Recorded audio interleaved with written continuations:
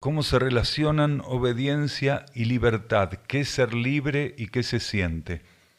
¿En ese estado se vive la unidad del ser? Esto también es un tema que hablamos bastante en estos encuentros. Si un ser no puede permitir que su esencia se libere en lo que él hace, en lo que él piensa, en lo que él siente, si la esencia en nuestra actividad psicofísica no puede vertirse, no puede liberarse, obviamente hay una falta de libertad genuina.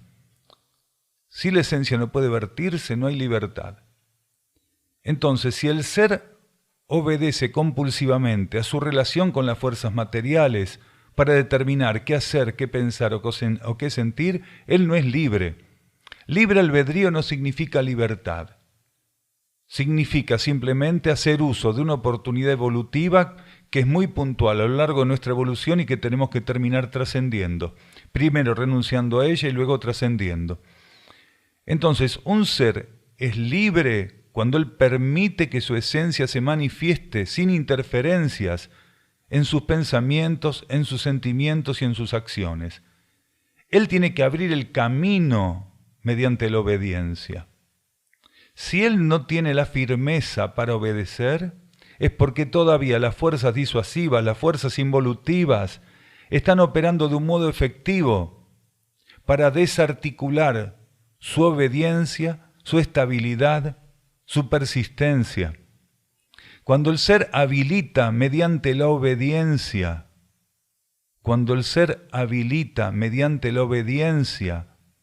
la relación de la energía interna con la conciencia material, con la conciencia psicofísica, se abren canales.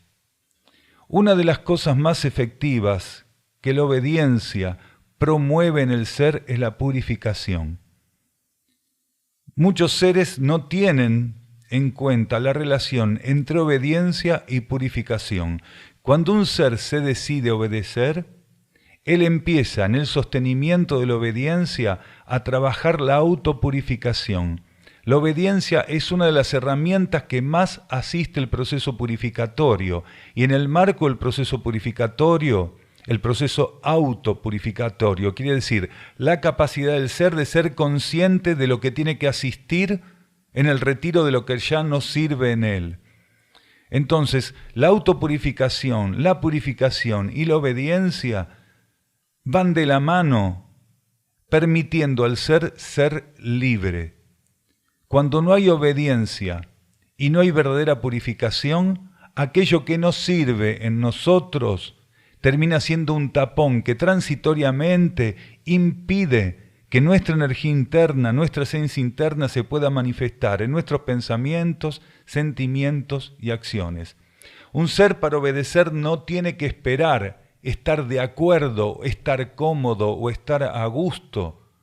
Si un ser espera estar cómodo, estar de acuerdo o estar a gusto para obedecer, entonces él todavía va a estar mucho tiempo demorado, va a permanecer demorado ciclos y etapas. El ser tiene que aprender que cada vez que él obedece, estando a disgusto con aquello que la obediencia le está exigiendo, si se puede sostener en eso, él está trabajando en su autopurificación.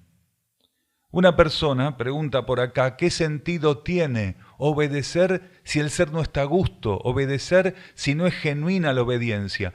Cuando el ser se sostiene en la obediencia y se sostiene y se sostiene y se sostiene, es genuina. La obediencia no es genuina si nos gusta. Es genuina si la sostenemos, ¿se entiende? Si un ser va a esperar estar de acuerdo, a gusto, si le va a dar satisfacción la obediencia, eso es especulación. Está esperando el momento donde pase en la lista de cuestiones alguna que, de necesitar un cierto grado de obediencia, lo satisfaga. Ahí hay especulación, no hay obediencia. La obediencia tiene que ser un movimiento de la conciencia de verdadera adhesión a la voluntad interna, que no tiene nada que ver con que aquello que estemos haciendo nos guste o nos disguste. Cuando un ser se sostiene, persiste en la obediencia interna, una gran cantidad de elementos oscuros, una gran cantidad de material espurio, de aquello que ya no sirve en el marco kármico de su vida empieza a ser expulsado. Cuanto más se sostiene, más se expulsan elementos que no sirven de su conciencia. La obediencia abre puertas a la limpieza kármica, no neutraliza, pero abre puertas. Cuando el ser llega a un nivel de obediencia espontáneo es donde la obediencia empieza a ser entonces ahí sí un elemento de neutralización kármica. Pero mientras tanto, aunque él esté insatisfecho, esté a disgusto, esté incómodo e incluso se sintiera traumatizado por tener que obedecer algo que sabe que tiene que hacer, aunque le produce un disgusto, un traumatismo fuerte, ¿sí? Si persiste en eso, él empieza a vivir la liberación, empieza a ser liberado. ¿Qué se siente ser libre? Experiméntelo, experimente con eso. Lo único que podemos decir que quien verdaderamente es libre empiece a vivir en armonía. Pero experimente con eso. Después cuéntenos a todos qué se siente. La libertad la va a empezar a experimentar en una cierta etapa. Pero eso no quiere decir que sea absoluta y definitiva esa etapa. Él va a tener que vivir cada vez de un modo más amplio lo que se llama libertad. Porque la libertad no solo es liberar la esencia, sino poder entrar en contacto, sino poder entrar en contacto cada vez más profundo y gradualmente con la verdad, ¿sí? El ser que no se permite por sus patrones de vida y de conducta, ir al encuentro de la verdad para que la verdad lo absorba, no es libre y tampoco conoce la verdad. Entonces el ser tiene que aprender a estar realmente disponible. Estar disponible significa permitir que la energía que está en nosotros se libere. Eso es libertad. Y si la energía que está en nosotros se libera, ahí realmente empezamos a vivir en verdad, ¿sí?